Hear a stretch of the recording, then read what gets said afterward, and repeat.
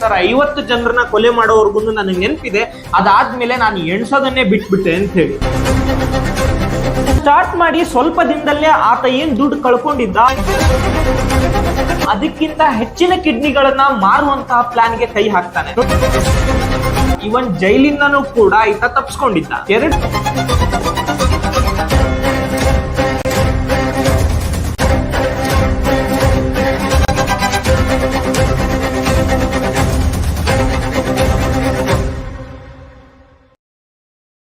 ಈ ದೇವೇಂದ್ರ ಶರ್ಮಾ ಹುಟ್ಟಿದ್ದು ಉತ್ತರ ಪ್ರದೇಶನ ಅಲಿಗರ್ನ ಪುರಾನಿ ಅನ್ನುವಂತಹ ವಿಲೇಜ್ ನಲ್ಲಿ. ಮಿಡಲ್ ಕ್ಲಾಸ್ ಫ್ಯಾಮಿಲಿನಲ್ಲಿ ಹುಟ್ಟಿದ್ರು ಕೂಡ ಇವನ ಎಜುಕೇಶನ್ ಗೆ ಯಾವುದೇ ತರನಾದಂತಹ ಕೊರತೆನ ಅವ್ರ ತಂದೆ ತಾಯಿ ಮಾಡಿರ್ಲಿಲ್ಲ. ಅಂಡ್ ಅದಕ್ಕೆ ತಕ್ಕಂತೆನೆ ಈ ದೇವೇಂದ್ರ ಶರ್ಮಾನು ಕೂಡ ಸ್ಕೂಲ್ ಟೈಮ್ ನಲ್ಲಿ ತುಂಬಾನೇ ಜಾಣ ಸ್ಟೂಡೆಂಟ್ ಆಗಿದ್ದ. ಆತನ ಹುಟ್ಟೂರ್ನಲ್ಲೇ SSLC ವರ್ಗುನು ಎಜುಕೇಶನ್ ಕಂಪ್ಲೀಟ್ ಮಾಡಿದಂತಹ ಈತ ಸೆಕೆಂಡ್ PUC ಗೋಸ್ಕರ ತನ್ನ ಸಿಸ್ಟರ್ ನ ಊರಾದಂತಹ ಬುಲಂದ್ ಶಹರ್ಗೆ ಶಿಫ್ಟ್ ಆಗ್ತಾನೆ. ಆತ ಅನ್ಕೋತಾನೆ ನಾನೊಬ್ಬ ಆಯುರ್ವೇದಿಕ್ ಡಾಕ್ಟರ್ ಆಗ್ಬೇಕು ಅಂತ ಹೇಳಿ. ಇದೇ ಕನಸನ್ನ ಬೆನ್ನತ್ತಿ ಹೊರಟಂತಹ ಈತ ಬಿಹಾರದ ಪಟ್ನಾಗ್ ಹೋಗಿ ಅಲ್ಲಿ BA-MS ಕೂಡ ಕಂಪ್ಲೀಟ್ ಮಾಡ್ತಾನೆ. ತನ್ನ ಆಯುರ್ವೇದಿಕ್ ಎಜುಕೇಶನ್ ಕಂಪ್ಲೀಟ್ ಆಗಕ್ಕಿಂತ ಒಂದು ವರ್ಷ ಮುಂಚೆನೆ 1982ರಲ್ಲಿ ಈತ ಒಂದು ಹುಡುಗಿನೂ ಕೂಡ ಮದುವೆ ಆಗಿರ್ತಾನೆ. ಯಾವಾಗ ತನ್ನ ಆಯುರ್ವೇದಿಕ್ ಎಜುಕೇಶನ್ ಕಂಪ್ಲೀಟ್ ಆಗುತ್ತೆ ಅವಾಗ ರಾಜಸ್ಥಾನದ ಬಂದಿಕಾವು ಅನ್ನಂತ ಒಂದು ಊರಿಗೆ ಬಂದು ಜನತಾ ಕ್ಲಿನಿಕ್ ಅಂತ ಹೇಳಿ ಒಂದು ಆಯುರ್ವೇದಿಕ್ ಹಾಸ್ಪಿಟಲ್ ಕೂಡ ಈತ ಸ್ಟಾರ್ಟ್ ಮಾಡ್ತಾನೆ. ಈ ಕ್ಲಿನಿಕ್ ಓಪನ್ ಮಾಡಿದ ಮೇಲೆ ಆತ ಒಳ್ಳೆ ಹೆಸರು ಕೂಡ ಮಾಡಿದ್ದ. ಆತನ ಟ್ರೀಟ್ಮೆಂಟ್ ಬಗ್ಗೆ ಜನರಿಗೆ ಒಳ್ಳೆ ಅಭಿಪ್ರಾಯ ಕೂಡ ಇತ್ತು. ನೆಕ್ಸ್ಟ್ 1994ವರೆಗೂ ಕೂಡ ಅವನು ಇದೇ ಕ್ಲಿನಿಕ್ ನಲ್ಲೇನೆ ತುಂಬಾ ಜನರಿಗೆ ಟ್ರೀಟ್ಮೆಂಟ್ ಕೂಡ ಮಾಡ್ತಾ ಬಂದಿದ್ದ.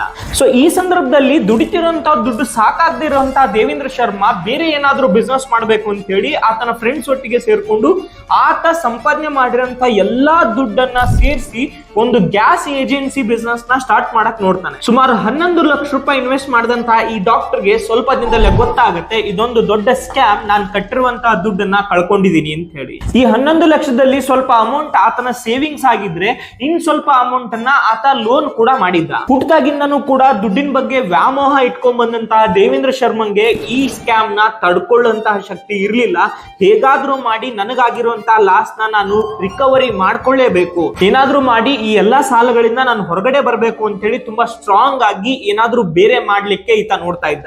ಈ ಸಂದರ್ಭಕ್ಕೆ ಈತನ ತಲೆಗೆ ಒಂದು ಭೀಕರವಾದಂತಹ ಐಡಿಯಾ ಬರುತ್ತೆ. ಆತನ ಆ ಐಡಿಯಾಕ್ಕೆ ಸಮಂಜಸ ಅನ್ನೋ ತರಾನೇ ಆತನ ಎಜುಕೇಶನ್ ಮತ್ತೆ ಆತನ ಪ್ರೊಫೆಷನ್ ಏನಿದೆ ಅದು ತುಂಬಾನೇ ಹೆಲ್ಪ್ ಆಗಿತ್ತು. ಏನು ಅಂದ್ರೆ ಈತ ತನ್ನ ಕಾಂಟ್ಯಾಕ್ಟ್ ನಲ್ಲಿ ಇದ್ದಂತಹ ಕೆಲವೊಂದಿಷ್ಟು ಡಾಕ್ಟರ್ಗಳ ಜೊತೆಗೆ ಇಲ್ಲಿಗಲ್ ಕಿಡ್ನಿ ಟ್ರಾನ್ಸ್ಪ್ಲಾಂಟೇಶನ್ ಕೂಡ ಮಾಡಕ್ ಸ್ಟಾರ್ಟ್ ಮಾಡ್ತಾನೆ. ಇದನ್ನ ಸ್ಟಾರ್ಟ್ ಮಾಡಿ ಸ್ವಲ್ಪ ದಿನದಲ್ಲೇ ಆತ ಏನ್ ದುಡ್ಡು ಕಳ್ಕೊಂಡಿದ್ದ ಆ ಎಲ್ಲಾ ದುಡ್ಡನ್ನ ಜಸ್ಟ್ ಒಂದೇ ವರ್ಷದಲ್ಲಿ ರಿಕವರಿ ಕೂಡ ಮಾಡಿದ್ದ. ಸೊ ಈ ಹಂತಕ್ಕೆ ದೇವೇಂದ್ರ ಶರ್ಮನಿಗೆ ಅರ್ಥ ಆಗಿತ್ತು, ನಾನು 10 ವರ್ಷದಿಂದ ಕಷ್ಟಪಟ್ಟಿರೋದನ್ನ ಒಂದೇ ವರ್ಷದಲ್ಲೇ ನಾನು ರಿಕವರಿ ಮಾಡಿದೀನಿ ಅಂದ್ರೆ ಇದರಲ್ಲಿ ತುಂಬಾನೇ ದುಡ್ಡು ಮಾಡಬಹುದು ಅಂತ ಹೇಳಿ. ಸೊ ಈ ಕಾರಣದಿಂದ ದುಡ್ಡಿನ ಆಶೆಗೆ ಬಿದ್ದಂತಹ ದೇವೇಂದ್ರ ಶರ್ಮಾ ಆತನಿಗೆ ಎಷ್ಟು ರಿಕ್ವೈರ್ಮೆಂಟ್ ಇರ್ತಾ ಇತ್ತು ಕಿಡ್ನಿಗಳು ಅದಕ್ಕಿಂತ ಹೆಚ್ಚಿನ ಕಿಡ್ನಿಗಳನ್ನ ಮಾರುವಂತಹ ಪ್ಲಾನ್ ಗೆ ಕೈ ಹಾಕ್ತಾನೆ. ನೋಡಿ ಇವನ ಹತ್ರ ಏನ್ ಟ್ರೀಟ್ಮೆಂಟ್ ಜನರು ಬರ್ತಾ ಇದ್ರು ಅವ್ರದೇ ಕಿಡ್ನಿನ ತಗೊಂಡು ಈತ ಏನ್ ಸೇಲ್ ಮಾಡ್ತಾ ಇದ್ದ ಇದ್ರ ಬಗ್ಗೆ ಅವನಿಗೆ ಒಂದಂತೂ ಗೊತ್ತಿತ್ತು, ಒಂದಿಲ್ಲ ಒಂದಿನ ನಾನು ಪೊಲೀಸರಿಗೆ ಇದರಿಂದ ಸಿಕ್ಕಾಕೋಬಹುದು ಅಂತ ಹೇಳಿ. ಹಾಗಂತೇಳಿ ಇದನ್ನ ಇಲ್ಲಿಗೆ ಸ್ಟಾಪ್ ಮಾಡೋ ತರ ಆತ ಇರ್ಲಿಲ್ಲ.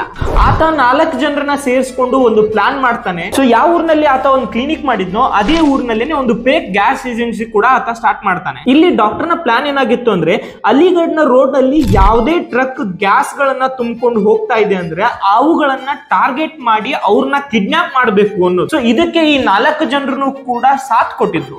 ಸೊ ಇವರು ಸುಮಾರು 40 ರಿಂದ 50 ಕಿಲೋಮೀಟರ್ ರೋಡ್ ಅನ್ನ ಸೆಲೆಕ್ಟ್ ಮಾಡಿ ಇಟ್ಕೊಂಡಿರ್ತಾರೆ.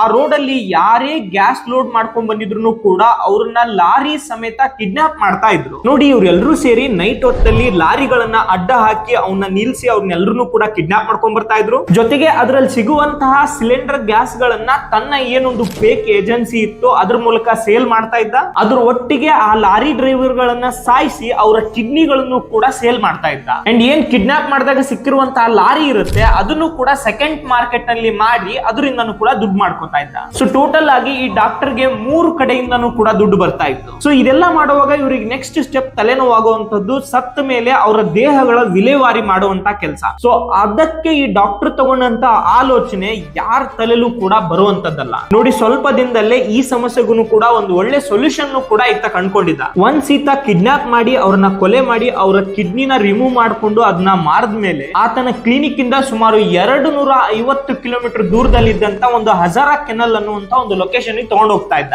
ಸೊ ಈ ಹಜಾರಾ ಕ್ಯಾನಲ್ ಏನು ಅಂದ್ರೆ ಗಂಗಾ ನದಿ ರಿವರ್ ಇಂದಾಗಿ ಬರುವಂತ ಒಂದು ಸಪರೇಟ್ ಕ್ಯಾನಲ್ ಇದೆ. ರೈತರಿಗೆ ನೀರಿನ ವ್ಯವಸ್ಥೆ ಇರಲಿ ಅಂತ ಹೇಳಿ ಬ್ರಿಟಿಷರ ಕಾಲದಲ್ಲಿ ಇದನ್ನ ಕ್ರಿಯೇಟ್ ಮಾಡಿದ್ದಾರೆ. ಇಲ್ಲಿ ಯಾಕೆ ಆತ ಡೆಡ್ ಬಾಡಿಗಳನ್ನ ತಗೊಂಡ್ಬರ್ತಾ ಇದ್ದ ಅಂದ್ರೆ ಇಲ್ಲಿ ಸಾವಿರಾರು ಸಂಖ್ಯೆನಲ್ಲಿ ಮೊಸಳೆಗಳು ಕಂಡು ಬರ್ತವೆ. ನೋಡಿ, ಒನ್ಸ್ ಈತ ಬಾಡಿನ ತಗೊಂಡ್ಬಂದು ಆ ಮೊಸಳೆ ಇರುವಂತ ಕೆನಲ್ ಅಲ್ಲಿ ಹಾಕಿದ ತಕ್ಷಣ ಒಂದು ಪೀಸು ಸಿಗದೆ ಇರೋ ತರ ಫ್ರೀ ಆಫ್ ಕಾಸ್ಟ್ ಅಲ್ಲಿ ಆ ಎಲ್ಲಾ ಡೆಡ್ ಬಾಡಿಗಳನ್ನ ಅವು ಡಿಸ್ಪೋಸ್ ಮಾಡ್ತಾ ಇದ್ವು. ಸೊ ಈ ಹಜಾರಾ ಕ್ಯಾನಲ್ ಆತನಿಗೆ ಎಷ್ಟು ಹೆಲ್ಪ್ಫುಲ್ ಆಗಿತ್ತು ಅಂದ್ರೆ ಪ್ರತಿ ಸಾರಿ ಕೊಲೆ ಮಾಡಿದಾಗ್ಲೂ ಕೂಡ ಆತ ಎಲ್ಲಾ ಡೆಡ್ ಬಾಡಿಗಳನ್ನ ಇದೇ ಹಜಾರಾ ಕ್ಯಾನಲ್ ತಗೊಂಬಂದ್ ಹಾಕ್ತಾ ಇದ್ದ. ನೋಡಿ, ಯಾವುದೇ ಕೊಲೆ ಕೇಸ್ ನಲ್ಲಿ ಕೊನೆಗೆ ಡೆಡ್ ಬಾಡಿ ಸಿಕ್ಕಿಲ್ಲ ಅಂತಂದ್ರೆ ಆ ಕೇಸ್ ಯಾವುದೇ ತರನಾಗಿ ಕೋರ್ಟ್ ಅಲ್ಲಿ ಸ್ಟ್ಯಾಂಡ್ ಆಗಲ್ಲ. ಈ ದೇವೇಂದ್ರ ಶರ್ಮಾ ಬರೀ ಕೊಲೆ ಮಾಡೋದಷ್ಟೇ ಅಲ್ದೇನೆ ತಾನು ಸಿಕ್ಕಾಕೋಬಾರ್ದು ಅಂತ ಹೇಳಿ ಎಲ್ಲಾ ಸಾಕ್ಷಿಗಳನ್ನು ತುಂಬಾ ಕ್ಲೀನ್ ಆಗಿ ಕ್ಲಿಯರ್ ಮಾಡ್ತಾ ಬಂದಿದ್ದ. ನೋಡಿ, ಈ ಹಂತಕ್ಕೆ ದೇವೇಂದ್ರ ಶರ್ಮಾ ತುಂಬಾನೇ ದುಡ್ಡು ಮಾಡಿದ್ದ. ಅದರೊಟ್ಟಿಗೆ ಸುಮಾರು 125ಕ್ಕೂ ಹೆಚ್ಚು ಕಿಡ್ನಿಗಳನ್ನ ಈತ ಟ್ರಾನ್ಸ್ಪ್ಲಾಂಟ್ ಮಾಡಿದ್ದ.